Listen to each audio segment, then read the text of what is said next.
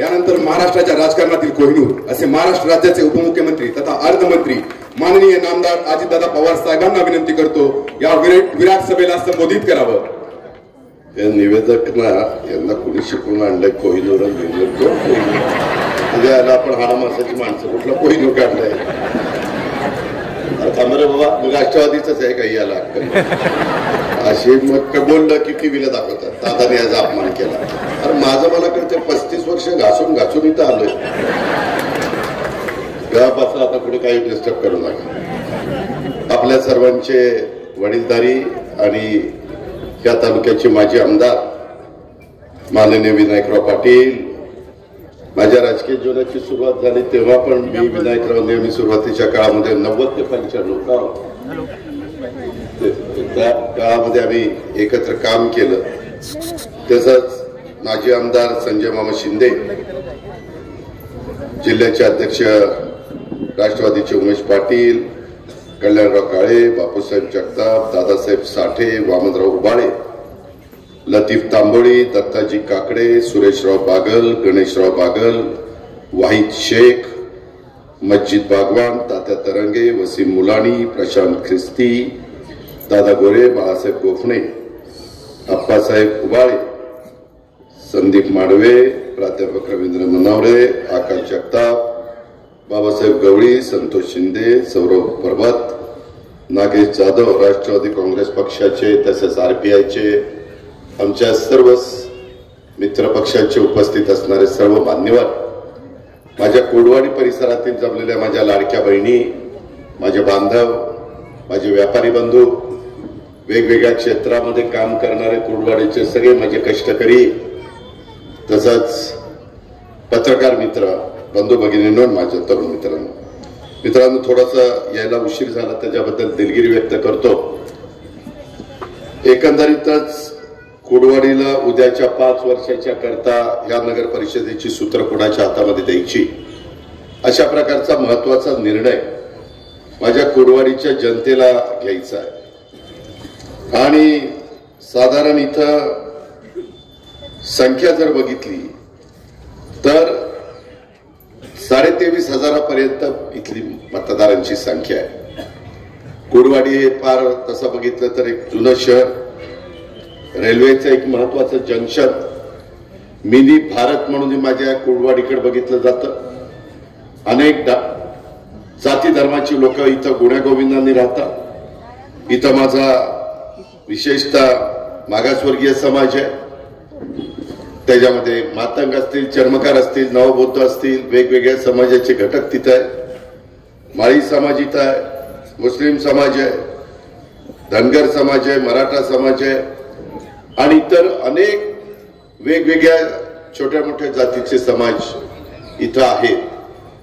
आणि एक महत्वाचं जंक्शन असल्यामुळं ह्या सगळ्या परिसराला भारताचं साधारण जे काही चित्र आहे तशा पद्धतीचं चित्र आपल्याला कुर्डवाडीच्या परिसरामध्ये पाहायला मिळतं।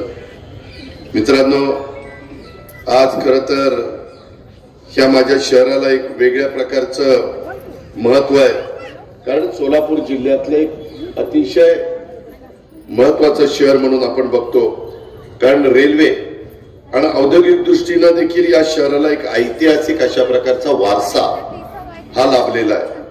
मध्य महाराष्ट्राला जोडणारा हा महत्वाचा दळणवळण मार्ग असल्यामुळं व्यापार असेल उद्योग असेल रोजगार निर्मिती येथे मोठ्या संधी त्या ठिकाणी आहेत।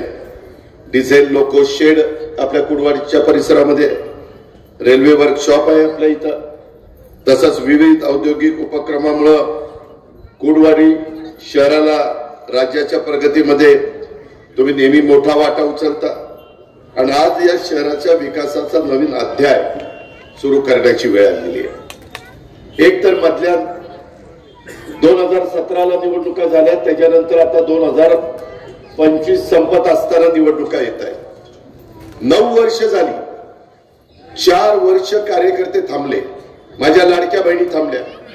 इतरांनाही वाटतं ना आम्हाला जसं वाटतं कोण खासदार व्हावं आमदार व्हावं मंत्री व्हावं उपमुख्यमंत्री व्हावं राज्यमंत्री व्हावं वेगवेगळी पदं आम्हाला त्या ठिकाणी मिळावीशी वाटतात त्यावेळेस आमच्या करता काम करणारा हाडाचा जो कार्यकर्ता आहे, वेगवेगळ्या राजकीय पक्षाचा असेल, त्यालाही तिथं मान सन्मान मिळाला पाहिजे ना. तोही तिथं तयार झाला पाहिजे ना. नगरपालिकेमध्ये, जिल्हा परिषदेमध्ये, तालुका पंचायतीमध्ये, महानगरपालिकेमध्ये तो जर चांगल्या कामाची चुणूक दाखवली तर त्याच्यातनच उद्याचा आमदार तयार होतो. त्या आमदारातनच उद्याचा राज्यमंत्री, मंत्री, उपमुख्यमंत्री, मुख्यमंत्री तयार होतो, खासदार तयार होतो. आणि म्हणून सत्तेचं विकेंद्रीकरण करण्याच्या करता स्वर्गीय यशवंतराव चव्हाण साहेबांनी 1962ला स्थानिक स्वराज्य संस्थांची स्थापना केली. आणि आम्ही नंतरच्या काळामध्ये महिलांना मान सन्मान प्रतिष्ठा प्राप्त करून देण्याच्या करता 50% जागेवर आता महिलांना आम्ही उमेदवारी देतो किंवा आरक्षण देतो. इथं तर आता संजय मामांनी पण सांगितलं, साधारण 21 उमेदवार आहेत. त्याच्यामध्ये आरपीआय आहे, त्याच्यामध्ये राष्ट्रवादी काँग्रेस पक्ष आहे, आरपीआय आमची युती आहे, एनडीए मध्ये आम्ही देश पातळीवर एकत्र आहोत, त्याच्यामध्ये राज्यामध्ये आम्ही महायुतीमध्ये एकत्रपणे काम करतो. रामदास आठवले साहेबांचं नेतृत्व देश पातळीवर काम करत आहे. पण हे काम करत असताना खालच्या पण कार्यकर्त्याला वाटतं ना की मी आठवले साहेबांच्या करता काम करतोय, मला पण तालुका पंचायतीचं किंवा जिल्हा परिषद किंवा माझी नगर परिषदेचं तिकीट मिळालं पाहिजे. आणि आपल्यालाही घटनेचे शिल्पकार डॉक्टर बाबासाहेब आंबेडकरांनी कालच आपण संविधान दिन साजरा केला. देशातल्या 140 कोटी जनतेने तो संविधान दिन साजरा केला. तुमच्या माझ्या देशाला जगातलं सर्वोत्कृष्ट अशा प्रकारचं संविधान देण्याचं काम घटनेचे शिल्पकार डॉक्टर बाबासाहेब आंबेडकरांनी केलं. त्यांना मी विनम्र अशा प्रकारचं अभिवादन करतो. आणि त्या संविधानामुळं आणि आपल्या बाबासाहेबांनी दिलेल्या घटनेमुळं आज सर्व जाती धर्माचे लोक माझ्या भारतामध्ये, महाराष्ट्रामध्ये, कुंडवाडीमध्ये, माढ्यामध्ये गुण्या गोविंदांनी त्या ठिकाणी राहत आहे. ह्याला गालबोट लागता कामा नये. माणुसकी हा माझा तुमचा धर्म असला पाहिजे, माणुसकी तुमची माझी जात असली पाहिजे आणि त्याच्यातून आपल्याला पुढे जायचंय. म्हणून मी महाराष्ट्रामध्ये फिरत असताना सातत्याने सांगतो की बाबांनो, शिवशाहू फुले आंबेडकरांच्या विचारधारेनेच तुमचं माझं भलं होणार आहे. त्याच्याशिवाय आपल्याला पर्याय नाही, त्याच्याशिवाय आपल्याला तडोपाय नाही. याही गोष्टीचं नोंद माझ्या कुडवाडीकरांनी घेतली पाहिजे. माग संजय मामा शिंदे तुमचे आमदार होते, त्यावेळेस मी पण सरकारमध्ये होतो. काय विकासाला मदत करता येईल ती विकासाला मदत करण्याचा मी प्रयत्न केला. मित्रांनो, तुम्ही मला अनेक वर्ष ओळखतात, माझ्या लाडक्या बहिणी ओळखतात. मधल्या काळामध्ये मी त्यांच्याकरता महायुतीच्या सरकारच्या माध्यमातून आम्ही योजना आणली. त्या योजनेचं स्वागत सांध्यापासून बांध्यापर्यंत सगळ्या माझ्या मायमाऊलींनी केलं, माझ्या लाडक्या बहिणींनी केलं. त्यांना कधी अशा प्रकारची मदत मिळत नव्हती, अशा प्रकारचा मान सन्मान मिळत नव्हता. ते काम आम्ही करून दाखवलं. त्याच्याबद्दल आमच्यावर आरोप झाले की बंद करतील, असं करतील, ते तसं करतील. आमचं म्हणणं एवढंच आहे, जी आमच्या महिलेला खरोखरीच त्या गोष्टीची गरज आहे त्या महिलेला मिळालं पाहिजे. म्हणून आम्ही केवायसी वगैरे केलेलं आहे. त्याच्यातनं खरोखरीच त्या लाभार्थीला तो लाभ मिळावा, त्या माझ्या मायमाऊलीला मिळावा, त्या माझ्या मुलीला मिळावा, त्या माझ्या बहिणीला मिळावा, ही त्याच्या पाठीमागची आमची भावना आहे. आम्ही दिव्यांगांच्या करता आता 1,500 2,500 रुपये महिना त्यांना मदत त्या बाबतीमध्ये जाहीर केलेली आहे, ती आम्ही देतोय. तिथेही आम्ही त्याच्यामध्ये डायरेक्ट त्यांच्या अकाउंटला डीबीटी करतोय. कारण मधल्या काळात संजय गांधी निराधारमध्ये खूप वेगवेगळ्या पद्धतीनं काही चुका झाल्या. शेवटी आज समाजाचा पैसा आहे, जनतेचा पैसा आहे, तो सत्कारणी लागला पाहिजे. त्याच्यामध्ये चुका होता कामा नये. विश्वस्त म्हणून आम्ही सगळेजण काम करतोय. आम्ही देखील काही त्याचे मालक नाहीयेत. मालक तुम्ही लोक आहात. कुणाला तिथं बसवायचं आणि कुणाला बाजूला करायचं हा अधिकार तुमच्या हातामध्ये, तुमच्या बटनामध्ये, आणि तो तुम्ही वेळोवेळी त्या ठिकाणी वापरत आलेला आहे. ही गोष्ट सगळ्यांना आपल्याला मान्यच करावी लागेल. आज जे काही 21 उमेदवार दिलेले त्याच्यामध्ये खरं तर 11 महिला पाहिजे होत्या आणि 10 पुरुष पाहिजे होते. पण आम्ही 13 महिला दिलेल्या आहेत आणि 8 पुरुष दिलेले. म्हणजे इथं देखील महिला 2 जास्त, ज्याचा उल्लेख मला वाटतं संजय मामाने आपल्या भाषणामध्ये केला. इथं पण आम्ही 2 महिला, जसा प्रभाग क्रमांक अ मध्ये मंजुश्री अनिल उगाडे आणि भाग्यश्री श्रीकांत पाटील 5 अ आणि 5 ब ला दोन्हीकडे आम्ही महिला दिल्या. तीच गोष्ट आम्ही प्रभाग 9 मध्ये केली. प्रतिभा श्रीकांत शेंडगे आणि प्रतिभा सागर गोफणे, प्रतीक्षा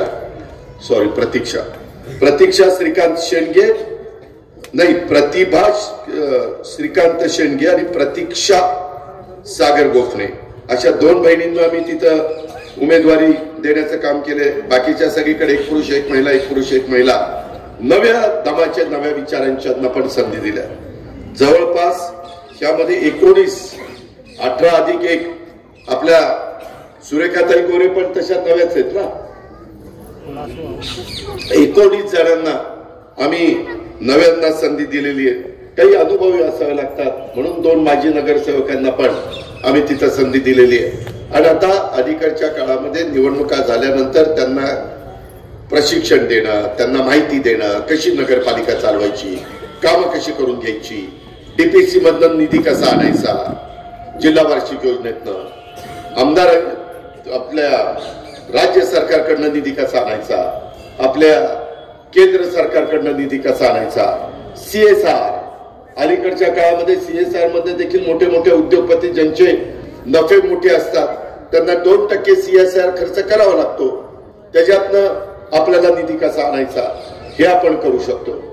ते मी तुमचा सोलापूर जिल्हा आहे, माझा पुणे जिल्हा आहे. तुम्ही जर उजनीच्या पलीकडे बारामतीमध्ये आला, तुमचे काही पाहुणे रावळे बारामतीमध्ये असतील, त्याच्यामध्ये आमचे व्यापारी प्रतिनिधी म्हणून माझ्या बारामतीची लेक वृषाली महेश गांधी या प्रभाग क्रमांक 8 ब मध्ये उभ्या आहेत. त्याही माझ्या बारामतीच्याच आहेत. आता त्या कुडवाडीला आलेल्या आहेत. अशा पद्धतीनं त्यांना विचारा बारामतीच्या काय परिस्थिती केली, कशा पद्धतीनं बदल केला. इच्छाशक्ती पाहिजे. माझ्याकडे तुम्हाला असा कचरा विसरा कुठं उघड्यावर दिसणार नाही. दिसला तर मी स्वतः त्याच्यात लक्ष घालतो, झाडं लावतो, डिवायडर स्वच्छ करतो, सगळ्या जाती धर्माला घरकुलाचे कार्यक्रम कसे राबवता येतील हा प्रयत्न मी करतो.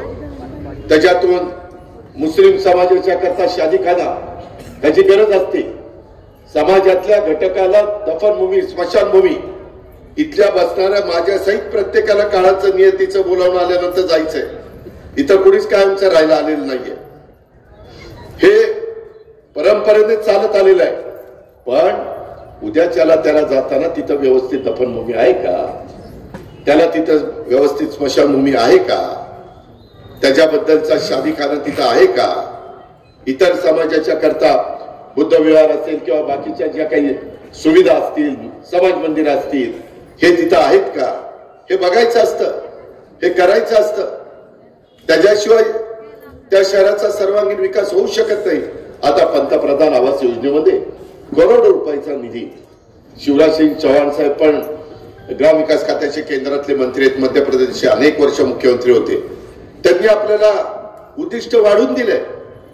इथल्या माणसाला प्रत्येकाला हक्काचं घर आणि जागा नसेल तर जागा मिळाली पाहिजे, तो त्याचा नैतिक अधिकार आहे. जसं राईट टू एज्युकेशन, प्रत्येक मुलाला मुलीला कंपल्सरी शिक्षण हे मिळालंच पाहिजे, तशा पद्धतीने ती गोष्ट आहे. उद्याच्याला आरोग्याची परिस्थिती चांगली ठेवली गेली पाहिजे. इथून महत्वाचे रस्ते गेलेले, त्याच्यामध्ये कुठं अडचण आली, कधी कुठला प्रसंग येईल सांगता येत नाही. त्यावेळेस त्यांना आरोग्याच्या करता व्यवस्थित उपचार करण्याच्या करता सुविधा पाहिजे. मध्ये करोनाचं संकट आलं, काय परिस्थिती झाली, माणसं बेदरून गेली. कितीतरी तुमच्या माझ्या जवळची जीवाभावाची माणसं आपल्याला सोडून गेली. पहिले 4-5 दिवस तर करोना झाल्यानंतर एखाद्याचं दुःखद निधन झालं तर घरातली लोक देखील हात लावत नव्हती. बाहेरच्या माणसाला आणावं लागायचं आणि त्याची डेड बॉडीची विल्हेवाट लावावी लागायची. झालं ना असं. किती डॉक्टरांनी मेहनत घेतली, किती माझ्या नर्सेसनी मेहनत घेतली, किती माझ्या पॅरामेडिकल स्टाफने मेहनत घेतली. स्वच्छता, दूध. आम्हाला फोन यायचे, आम्ही त्यावेळेस सरकारमध्ये होतो, की दादा आमच्याकडं रेमडेसिवीर पाठवा, दादा आमच्याकडे अँब्युलन्स पाठवा, व्हेंटिलेटर कमी पडले व्हेंटिलेटर पाठवा, ऑक्सिजन कमी पडले. पहिल्यांदाच लोकांना कळलं की काहीतरी ऑक्सिजन लागतो, कमी झाला तर माणसाला ऑक्सिजन द्यावा लागतो. इंडस्ट्रीचा सगळा ऑक्सिजन बंद केला, आणि सगळ्या माणसांना त्यांची व्यवस्था केली. ह्या गोष्टी आम्ही केल्या, त्याच्यामध्ये कुठली अडचण येऊन दिली नाही. आणि नंतर वॅक्सिन आपल्याच पुण्यामध्ये सिरम इन्स्टिट्यूट आहे, त्यांच्याकडनं घेतलं आणि सगळ्या आपल्या राज्यातल्या सर्व जनतेला तिथं वॅक्सिन देण्याचं काम केलं. प्रसंग आल्यानंतर त्याच्यामध्ये कुठल्याही पद्धतीनं नावमेद न होता, पळपुटेपणा न दाखवता, हिमतीनं, धीरानी त्या प्रसंगाच्या समोर जायचं असतं. ते काम आम्ही या ठिकाणी करतोय. म्हणून मी तुम्हाला सांगायला आलोय की उद्याच्या निवडणुकीच्या निमित्तानं इथे RPI आणि राष्ट्रवादीचे उमेदवार उभे केलेले आहेत. 21 उमेदवार. घड्या यांची कोण आहे? घड्या ते मगाशी गमच्या टाकत होते.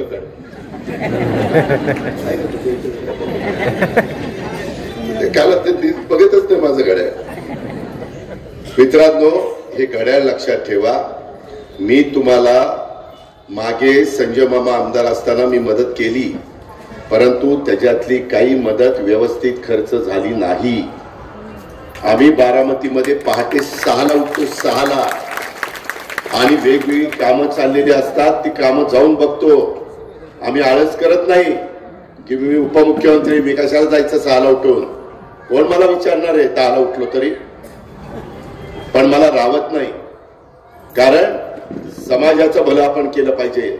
आजचा गेलेला दिवस परत येणार नाही, आत्ता गेलेला मिनिट परत येणार नाही, आणि त्याच्यामुळे मिनिट मिनिट महत्वाचं आहे, तास तास महत्वाचा आहे, दिवस दिवस महत्वाचा आहे. आणि त्याच्याकरता आपल्याला सगळ्यांना काम करावं लागतं. म्हणून आम्ही लोकांचे प्रतिनिधी आहे. म्हणून जनता 8-8 वेळेला आम्हाला निवडून देते. 8-8 वेळेला लाखांच्या मतांनी निवडून येणं येरागवाळ्याचं काम नाहीये. त्याला कष्ट घ्यावे लागतात, लोकांचा विश्वास संपादन करावा लागतो.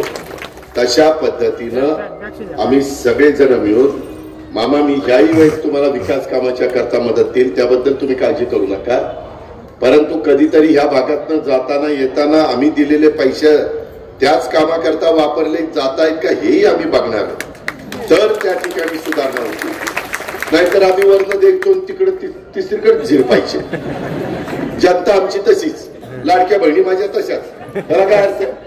माझे बांधव तसेच. आणि उद्या म्हणायला ज्याला ते अजित पवार आलो तर लय वर तोंड करून बोलत होता, पण कुठं काय काहीच झालं नाही आपल्याकडे. आज कोळवाडीचा कचरा, मी येताना मी हेलिकॉप्टरने आलो, मला आता रहिमतपूरला जायचंय. मामाला म्हणलं बघ कचरा कसा आहे, कुठेही कचरा टाकतात राव, काय मला काही कळतच नाही. अहो तुमचं शहर तुम्ही सगळ्यांनी मिळून बकाल ठेवू नका ना. मी परवा एक शब्द वापरला तर लगेच मला फार टीव्हीवर नको नको करून टाकलं. माझं शहर चांगलं आहे, बकालपणा इतर शहरातला कमी झाला पाहिजे का नाही? शहरामध्ये गोरगरिबांना, ज्यांची हातावरची पोट आहे, दिवसभर काम केल्यानंतर संध्याकाळी चूल पेटती, त्यांनाही हॉकर झोन दिला पाहिजे ना. टपऱ्या विरहित शहर असावं हे मला मान्य आहे, पण टपऱ्यामध्ये जाणारा माणूस का टपऱ्यामध्ये जातो? तो गरीब असतो, त्याला परवडत नाही. त्याच्याकरता हॉकर झोन करता येतो, वेगवेगळे स्टॉल करता येतात. ते स्टॉल अशा पद्धतीनं बसवायचे की त्याला ट्रॅफिकला अडथळा होता का म्हणा. ट्रॅफिक पण सुरक्षित झालं पाहिजे, तिथंही कुठला अपघात घडता कामा नये. तिथं मुलींची शाळा असेल तर तिथं स्पीड ब्रेकर टाकला पाहिजे. जिथं श्रद्धेचं ठिकाण असतं, मग ते कुठल्याही जाती धर्माचं असू द्या, तिथेही लोक ज्या देवदर्शनाच्या करता जातात, पूजा अर्चेच्या करता जातात, नमाज पढायला जातात, जे काही त्यांना करायचं असतं त्या करता जातात, त्यावेळेस तिथेही स्पीड ब्रेकर पाहिजे. कारण एखादा नवीन वाद असला तर ते जोरात घेऊन लोक जातात. आपण बघतो सीसीटीव्ही कॅमेऱ्यामध्ये. परवा आमच्या गावीत ताई त्यांच्या नातूला घेऊन फिरायला चालले होते सकाळी. आमदार होत्या आमच्या निर्मला गावीत, इगतपुरीच्या मला वाटतं आमदार होत्या. परंतु दुर्दैवानी म्हणजे ते आता वयस्कर झाले, तर नातूला घेऊन चालले होते. ते गाडी आली त्यांनाच उडवलं. आता दवाखान्यात आहे. सांगायचं तात्पर्य, काही काही जण सकाळी चालायला जातात. तुमच्यातल्या पण काही माझ्या लाडक्या बहिणी जात असतील, पुरुष मंडळी जात असतील. चालायला जागा पण पाहिजे ना, त्या कसरतनं चालत जाणार. जॉगिंग ट्रॅक पाहिजे, ग्राउंड पाहिजे, उद्यान पाहिजे. त्याच्यामध्ये सोयी पाहिजे, लहान मुलांना खेळण्याच्या करता खेळणी पाहिजे. तुम्ही माझ्या भिगवण रोडला या बारामतीतनं, कसा भिगवण रोडच्या मध्ये लोकांना फिरायला ट्रॅक 5 किलोमीटरचा ट्रॅक आहे. ज्याला 1 किलोमीटर फिरायचं त्यांनी 1 किलोमीटर फिरवा, ज्याला 2-2, 3-3 दमला लगेच तिथं बाकडे वाचायला. टेकायला नाही केलं नाही तर ती झोपल तिथं बसण्यापुरतं, विश्रांती घेण्यापुरतं. नाहीतरी एखादा टाकायचं रे, कोण रे कोण मला उठवत आहे. मित्रांनो, असं नाही. इतक्या समाज असतात, एवढे वेगवेगळे स्वभाव असतात, काही विकृत असतात. असल्यांना आपल्याला खड्यासारखं बाजूला करायचं आहे. त्याच्यामध्ये सगळ्यांना तिथं सारखा न्याय मिळाला पाहिजे, भेदभाव झाला नाही पाहिजे. ही माझ्या जवळचा म्हणून त्याला वेगळी ट्रीटमेंट आणि तो विरोधक म्हणून त्याला वेगळी ट्रीटमेंट, हे त्या ठिकाणी चालणार नाही. अशा पद्धतीनं मित्रांनो आपल्याला सगळ्यांना पुढे जायचंय. म्हणून माझी विनंती आहे, खूप जण येतील. मी माझं मंत्रिमंडळ करताना मला जेवढ्या जागा आल्या मी सगळ्या समाजाला प्रतिनिधित्व द्यायचा प्रयत्न केला. मला 10 जागा आल्या आणि एक विधिमंडळातली आली 11वी जागा. मी त्याच्यामध्ये अण्णा बनसोडेला पण कॅबिनेट मिनिस्टरचा दर्जा दिला. तो माझ्या अण्णा बनसोडे तर कुडवाडीकरांनो माझ्या पिंपरी चिंचवडमध्ये मला 92 साली 91 साली खासदार केलेलं होतं आणि तिथं मी गेलो पहिल्यांदा खासदार म्हणून. माझ्या भाग एरियात होतं ते. पानपट्टीच्या दुकानामध्ये पानपट्टी विकणारा अण्णा बनसोडे, त्याला नंतर आम्ही नगरसेवक केलं, स्टँडिंग कमिटीचं चेअरमन केलं, नवबौद्ध समाजाचा आहे. आणि नंतर आम्ही त्याला आता आमदार झाल्यावर विधानसभेचं उपाध्यक्ष केलं. साध्या साध्या माणसाला राष्ट्रवादी काँग्रेस पक्ष तळागाळातनं वर संधी देऊ शकतो. RR पाटील एक बैलाची कोणती जिल्हा परिषदेचा सदस्य होता, उपमुख्यमंत्री पदापर्यंत त्याला पवार साहेबांच्यामुळे राष्ट्रवादी काँग्रेसमुळे आम्ही सगळ्यांनी तिथपर्यंत नेलं. कुणाची मक्तेदारी नाहीये, ज्याच्या अंगात कर्तृत्व आहे, ज्याच्या अंगात नेतृत्व आहे. मग माझी लाडकी बहीण ती पण जर उद्या कर्तृत्व नसेल तर तिला संधी मिळाली पाहिजे, का नाही मिळाली पाहिजे? तो तिचा अधिकार आहे, बाबासाहेब आंबेडकरांनी दिलाय. या पद्धतीनं मित्रांनो आपल्याला पुढे जायचंय. म्हणून मी पण त्याच्यामध्ये आमचे मंत्रिमंडळ करत असताना हसन मुश्रीफांना तिथं मंत्री केलेलं आहे. वैद्यकीय शिक्षण सारखं महत्वाचं खातं आहे. सना मलिक म्हणून आमची मुलगी आहे, तिला मी आमदार केलेलं आहे. इद्रिस नायकवाडीला विधान परिषदेमध्ये एक देखील मायनॉरिटीचा आमदार नाही, फक्त राष्ट्रवादी काँग्रेस पक्षाचा इद्रिस नायकवाडी त्याचा आमदार आहे फक्त. मी जे बोलतो ना शिवशाहू फुले आंबेडकरांच्या विचारधारेने चाललेलं आहे, मी कृती देखील करतो. मी शब्दाचा पक्का आहे, मी कामाचा माणूस आहे. मी उगीच हेलपाटेवारी लोकांना त्रास देत नाही. काही जण ये आज ये उद्या, मी आता मुंबईला चाललो, ये मुंबईला. अरे काम करणं, कुठं मुंबईला बोलवतो? त्याची ऐपत असते तर कशाला मुंबईला ती गेलं? तिथं त्याला सांग ना. हो नाही, आता 2 वकिलांना आणलं होतं उमेशने. मी त्यांना म्हणलं हो का, मी आचारसंहिता संपेपर्यंत मुंबईला जाणार नाही, मुंबईला गेल्यावर तुमचं काम करतो. झालं, कारण मला वेळच नाहीये. मी 2 तारखेला मुंबईला, त्यावेळेस त्यांचं काम मार्गी लावतो, संपला विषय. त्याचाही तोही मोकळा झाला, मी पण मोकळा झालो. पण काही काहींना नुसती लय वंगाळ सवय असते. काय नुसतं माणसाला झुलवत ठेवायचं किंवा त्याला सांगायचं गाडी कर, चल आपण दादाला भेटायचं. काम ज्याचं त्याला गाडी करायला लावायची. हॉटेलला थांब, हॉटेलला जेवायला जेवणार. नंतर तिथं मुक्काम करायला लागला मुंबईला. अरे आज दादा भेटला नाही, आज मुक्काम करू, बिल दे. झालं ते निम्मा अर्धा कारच होऊन जातो. खेळपाट्यावारी वाट लावत. अशा पद्धतीने करता कामा नये. म्हणून मी म्हणतो की स्पष्ट बोला, खरं बोला, लोकांना त्रास होईल असं त्या ठिकाणी वागू नका. आणि मी या पद्धतीनं मुश्ताक अंतोल्यांना पण मौलाना आझाद महामंडळाचं त्या ठिकाणी अध्यक्ष केलेलं आहे. अल्पसंख्याक विभागाला निधी देतोय, अवकाफला निधी देतोय. आमच्याच माणिकराव कोकाटांच्याकडे ते खातं आहे. त्या पद्धतीने मुस्लिम समाजाचे आपण प्रश्न सोडू शकतो. त्याच्यामध्ये आपले दत्तामावा भरणे ओबीसी आहेत, धनगर समाजाचे आहेत. सगळ्या कृषी राज्याच्या कृषी खात्याची जबाबदारी दत्तामावावर दिली.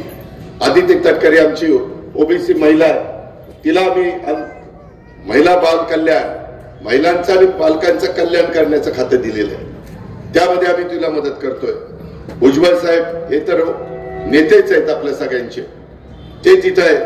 अशा अनेकांना आपण संधी देण्याचं काम करत असतो. आदिवासी समाजाचे आमचा नरहरी जिरवा ते दिंडोरीचा आहे, त्यांना आपण संधी त्या ठिकाणी दिलेली आहे. या प्रकारे आमचा राष्ट्रवादी काँग्रेस पक्ष बाबांनो काम करतो. माझी तुम्हाला विनंती आहे की कुडवाडी शहरामध्ये मगाशी गाडीत पण मला मामा सांगत होता, संजय मामा, की या शहराच्या सर्वांगीण विकासाच्या करता इथल्या पायाभूत सुविधांचा दर्जा वाढवण्याची गरज आहे. आणि आमचं राष्ट्रवादी काँग्रेस RPIचं हेच प्राधान्य राहणार आहे.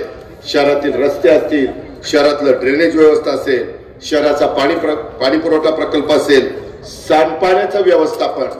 बऱ्याच शहरांमध्ये सांडपाणी असंच सोडून देतात आणि त्याच्यातनं दुर्गंधी सुटते, घाणीचं साम्राज्य निर्माण होतं.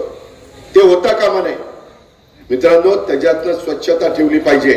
डासांचा प्रादुर्भाव कमी केल्यानंतर माझ्या मुलांचं, मुलींचं, लाडक्या बहिणींचं, बांधवांचं आरोग्य चांगलं राहू शकतं. त्याच्यामध्ये सक्षम एकंदरीत करण्याच्या करता नवीन आराखडे आपल्याला तयार करावे लागतील.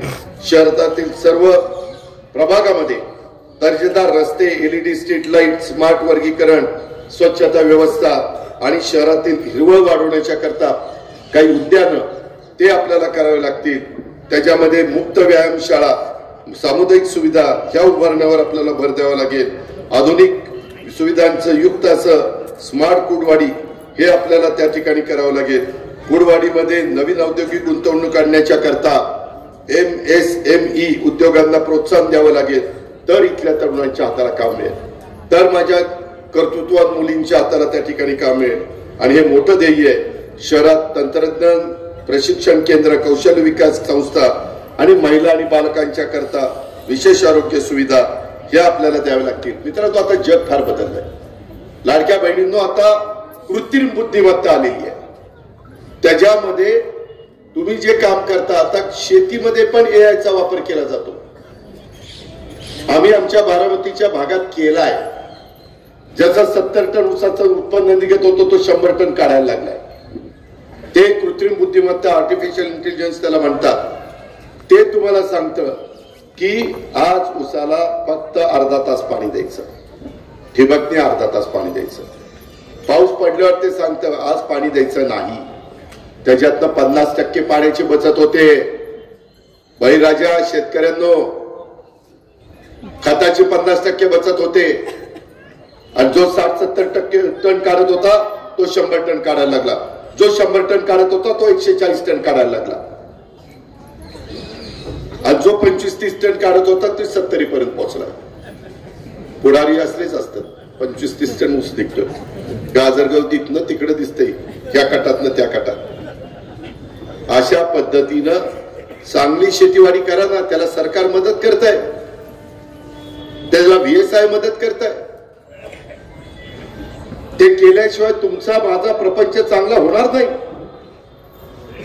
उसाला दर दिल्यानंतर मुलाबाळांचं शिक्षण, लग्न कार्य, घरदार ह्या सगळ्या गोष्टी कराव्या लागतात. उद्या त्यांच्याकडे पैसा आला तर कुडवाडीच्या बाजारपेठेत पैसा येईल, इथली दुकानं चालतील. माझ्या शेतकऱ्याकडे, शेतमजुराकडेच पैसा नाही आला तर बाजारपेठेमध्ये पैसा कुठं येणार आहे? हे चक्र आहे. सगळं आपण एकमेकावर अवलंबून आहे. आणि म्हणून बाबांनो, या सगळ्या गोष्टी आपल्याला करण्याच्या करता उद्याच्या 2 तारखेला अनेक जण येतील, त्यांचं सांगतील. पण तुम्ही विचार करा कुडवाडीकरांनो, तुमच्याकडं भाषण करायला आल्यापैकी कुणाचं शहर स्वच्छ चांगलं आहे, जे स्वतःचं शहर स्वच्छ चांगलं करू शकतो तोच उद्याच्याला दुसऱ्याला सांगू शकतो. नाही तर इथं भाषण करायची, असं करा तसं करा, आणि ह्याचा कचरा कुणी काढायला तिथं जागा नाही. त्यांची शहरं बघा, त्याला काय सांगायचा अधिकार आहे? उद्याच्याला कुडवाडीतली इथली लाडकी बहीण उठली, पहिल्यांदा तुझं गाव, तुझं शहर स्वच्छ करण, मग आम्हाला यूज सांगायला काय त्याचं राहणार? त्यामुळं मी माझ्या भागात कारखाने चांगले चालवतो. मी माझ्या भागात दूध संघ, खरेदी विक्री संघ, market community, Baramati bank, PDCC bank, माझे सगळ्या संस्था, तुम्ही हे विद्या प्रतिष्ठान, शारदा नगर, कितीतरी आपल्या भागातली मुलं मुली माझ्या इथे ऍग्रिकल्चर कॉलेज शिकायला, इंजिनिअरिंग कॉलेज शिकायला येतात. कितीतरी आपल्या भागातल्या मुली तिथे येतात का, तर शिक्षण दर्जेदार आहे. त्याच्यामुळं आजूबाजूच्या भागातल्या, माझ्या सोलापूर जिल्ह्यातल्या, माझ्या सातारा जिल्ह्यातल्या, माझ्या पुणे जिल्ह्यातल्या अशा वेगवेगळ्या भागातली मुलं मुली येतात. आम्हालाही अभिमान आहे. तुम्हाला माहिती आहे तुमच्या इथली मतदारांची संख्या ही 23,300. माझ्या शहरातली मतदार संख्या 1,02,000 आहे. 1,02,000 आणि ती वाढतीये. कारण लोकांना तिथं सुरक्षित वाटतंय, लोकांना तिथं स्वच्छ चांगलं पाणी प्यायला मिळतंय, तिथं कुठल्याही जाती धर्माच्या माणसावर अन्याय होत नाही, लाडक्या बहिणीवर अन्याय होत नाही. ह्या पद्धतीनं आपण सगळ्यांनी पुढे गेलं पाहिजे.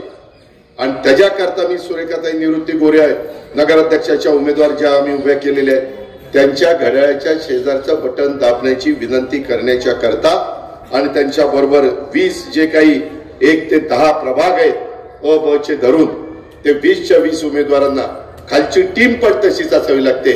त्या सगळ्यांची घड्याळाची बटणं ARPI आणि आमच्या राष्ट्रवादीची तुम्ही त्या ठिकाणी दाबा. आणि मी आत्ता ज्या गोष्टी सांगितल्या त्या गोष्टीच्या करता आमचा संजय मामा असेल, इतर माझे राष्ट्रवादी काँग्रेस पक्षाचे जीवाभावाचे जे काही सहकारी असतील त्या पद्धतीनं आम्ही या सगळ्या गोष्टी करून दाखवू. मी अलीकडच्या काळामध्ये आपल्या सोलापूरचे सुपुत्र अण्णा बनसोडे यांच्याकडे सुद्धा कुडवाडीची जबाबदारी दिलेली आहे. अण्णा बनसोडे आपल्या सोलापूरचे भूमिपुत्र आहेत आणि कुडवाडीच्या विकासात ते देखील महत्वाची भूमिका बजावतील. तिथं आम्ही आता SRAच्या योजना करतोय. आमच्या पिंपरी चिंचवडमध्ये झोपडपट्टी आहे ती आता आम्ही काढतोय आणि तिथे SRAच्या नवीन बिल्डिंग उंचच्या उंच बांधतोय. कधी आमच्या लाडक्या बहिणीला वाटलं नव्हतं की आपल्याला अशा इमारती राहायला मिळेल, परंतु इच्छाशक्ती असेल आणि करायचं ठरवलं तर माणूस करू शकतो. हे देखील आपल्या सगळ्यांनी लक्षामध्ये घेतलं पाहिजे. त्याच्या संदर्भामध्ये माझी आपल्याला सगळ्यांना विनंती आहे, इथं रेल्वे भरावाची जागा देखील आमच्या नगरपालिकेला हस्तांतरित झाली पाहिजे. कारण कुडवाडीच्या शहराजवळ जुन्या रेल्वे भरावाची मोठी जागा नगरपालिकेला हस्तांतरित होणं शहराच्या विकासाच्या दृष्टीने अतिशय महत्वाचं आहे. तर आपल्याला विकास करता येणार आहे. रेल्वे प्रशासनाकडे पाठपुरावा करून वैष्णवी साहेब रेल्वे मंत्री आहेत, माझी त्यांची ओळख आहे. मध्ये मी पाटण्याला नितीश कुमारांच्या शपथविधीला गेलेलो होतो. NDAचे सगळे घटक तिथं होते, सगळे मुख्यमंत्री उपमुख्यमंत्री तिथं होते, पंतप्रधान होते, बाकीचे सगळे मंत्री होते. आमच्या ओळखी वाढल्या, तुमच्यामुळे वाढल्या. तुम्ही आम्हाला मोठं केलं, तुम्ही आम्हाला ताकद दिली, तुम्ही आम्हाला आशीर्वाद दिले आणि त्याच्यामुळे त्या ओळखीचा उपयोग आपल्याला आपल्याही भागातले प्रश्न सोडवण्याच्या करता करायचा आहे. या जागेमध्ये आपल्याला व्यापारी गाळे, नाना पार्क, सार्वजनिक सोयी सुविधेचे प्रकल्प राबवायचे. माझ्या कुडवाडी रेल्वेमध्ये रेल्वे कारखान्यात वंदे भारतच्या कोचची निर्मिती व्हावी अशी काही माझ्या सहकाऱ्यांची अपेक्षा आहे. कुडवाडी रेल्वे कारखाना हा शहराच्या महत्वाचा औद्योगिक आधार आहे. उद्याच्याला इथनं चांगल्या पद्धतीचे कोचेस झाले तर देशाच्या कानाकोपऱ्यामध्ये जातील. वंदे भारतचे कोच निर्माण व्हावेत यासाठी आपल्याला प्रयत्न करावे लागतील. तशा पद्धतीची जागा आपल्या कुडवाडीच्या परिसरामध्ये उपलब्ध आहे. या प्रकल्पांच्यामुळे माझ्या स्थानिक लोकांना मोठ्या प्रमाणावर मुलांना मुलींना रोजगार मिळणार आहे. कुडवाडीचं एक औद्योगिक महत्व ह्यामुळे वाढणार आहे आणि शहर आर्थिकदृष्ट्या सक्षम होणार आहे. शहर सक्षम झालं की आर्थिक सुबत्ता इथं येईल. आर्थिक सुबत्ता आल्यानंतर तुमचं राहणीमान बदलेल, तुमच्यामध्ये स्वच्छतेचं महत्व तुम्ही जाणून घ्या. अशा पद्धतीनं बाबांनो आपल्याला सगळ्यांना पुढे जायचंय. पाणी टंचाईचा पण उल्लेख आमच्या संजय मामांनी केला. कुडवाडीचा शहरामध्ये पाणी टंचाईचा प्रश्न अतिशय गंभीर आहे. नागरिकांना नियमित स्वच्छ आणि शुद्ध पाणी पुरवठा मिळणं ही पहिली आणि महत्वाची गरज आहे. कुठलंही शहर वाढायचं म्हटलं तर तिथं माझ्या लाडक्या बहिणींना, बांधवांना, सगळ्या सहकाऱ्यांना स्वच्छ निर्मळ चांगलं पाणी रोजचे रोज मिळालं पाहिजे. मी काल विदर्भात होतो, मला आश्चर्य वाटलं. काही काही गावात 15-15 दिवस पाणी नाही. 15-15 दिवस या पद्धतीने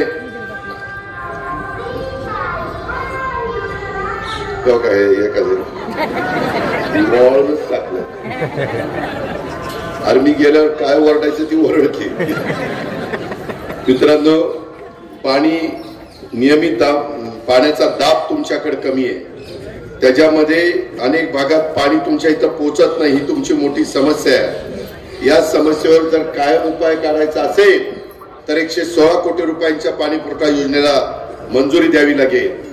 ती मंजुरी देण्याच्या करता तुम्ही ज्यांना निवडून देणार आहे त्यांची सरकारमध्ये ओळख असली पाहिजे. कुडवाडीकरांना तुम्हाला साधं सांगतो, तुम्हाला तुमचं चांगलं करून घ्यायचं असेल तर आज महायुतीचं सरकार 5 वर्षाच्या करता आलंय. आमचे 238 आम्ही आमदार होतो, 50च आमदार विरोधी. त्याच्यावर आमच्या सरकारला काही धक्का नाही, केंद्राच्या सरकारला धक्का नाही. उद्याच्याला तुमचं बजेट, यांचं बजेट किती कोटीचं तिथलं 5-6 कोटीचं असेल, 5-6 कोटीचंच, कारण माझं बारामतीचं 40 कोटीचं आहे. क वर्गाची त्याच्यावर 5-7 कोटी रुपयेच तुमचं बजेट असेल. आता एवढ्याशा बजेटमध्ये काय तुम्ही करणार आहे? काही करणार नाही, करूच शकणार नाही. करणार नाही म्हणजे तुम्ही कर्तृत्व नसलं तरी शेवटी सगळी सोंग करता येतात, परंतु त्याचं सोंग नाही करता येत. कशाचं? त्यामुळं तुम्हाला कुणीतरी सरकारमधल्या लोकांचं पाठबळ असायला पाहिजे. आणि सुरेखाताई गोरे असतील, त्यांच्याबरोबर ज्या माझ्या 12 बहिणी आणि 8 माझे बांधव हे उभे आहेत, ह्या सगळ्यांना माझं सहकार्य मिळेल ना, मी विकास कामात मदत करेल ना. त्याच्या संदर्भामध्ये तुम्ही काळजी करू नका. नाहीतर तुम्ही ज्याचं वर काही चालणार नाही त्यांना संधी देऊन काय उपयोग आहे? परत 5 वर्ष वाया जातील, 5 वर्ष वाया जातील. ह्याचा विचार तुम्ही करा. मी तुमच्या फायद्याचं सांगतो, माझ्या फायद्याचं नाही सांगत.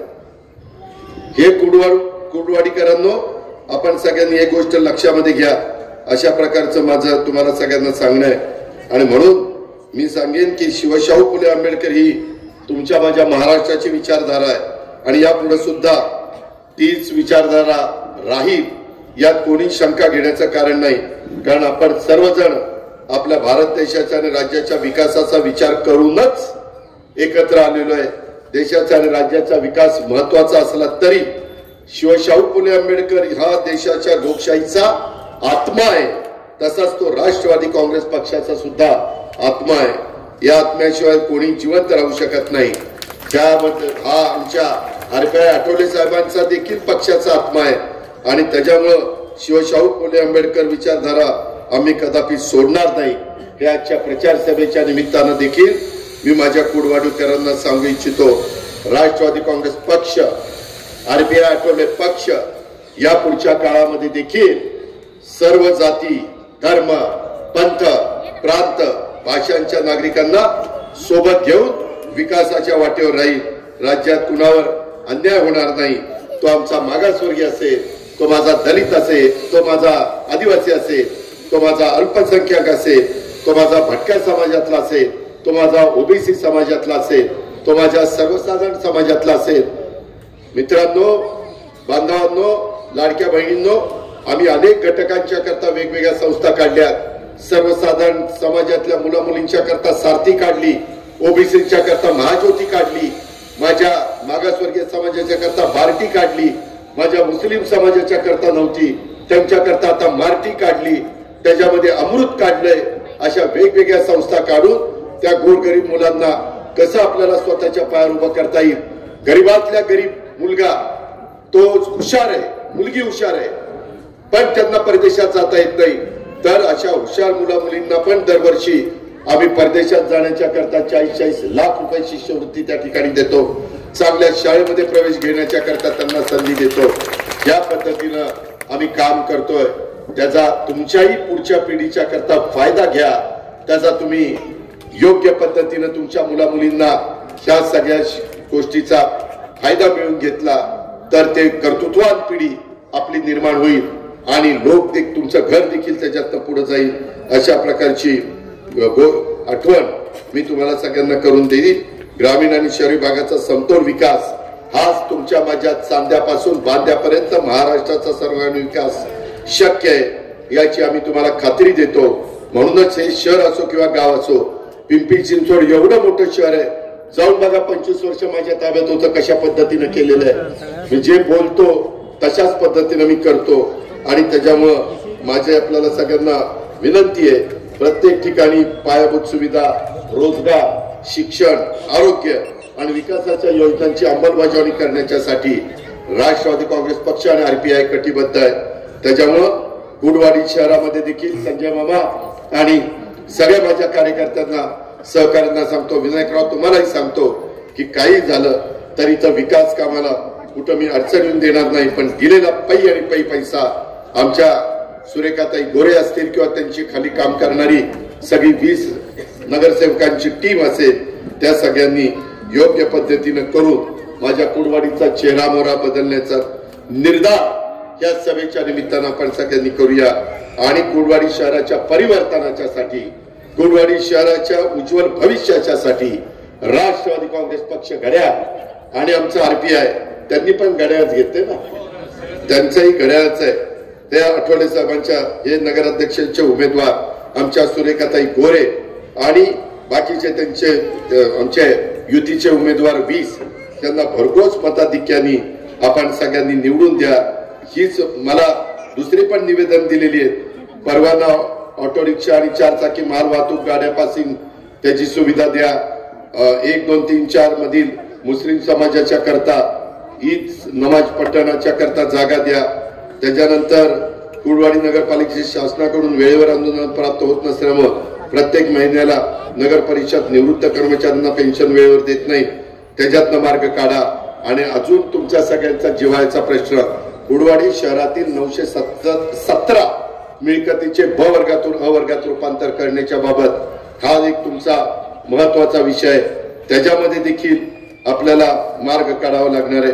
आणि हा मार्ग केंद्र सरकार, राज्य सरकार ज्यांच्या विचाराचा आहे तेच लोक काढू शकतात. विरोधक पण प्रयत्न करू शकतात, परंतु हक्कानी कोण करू शकतं हे आपण सगळ्यांनी बघा.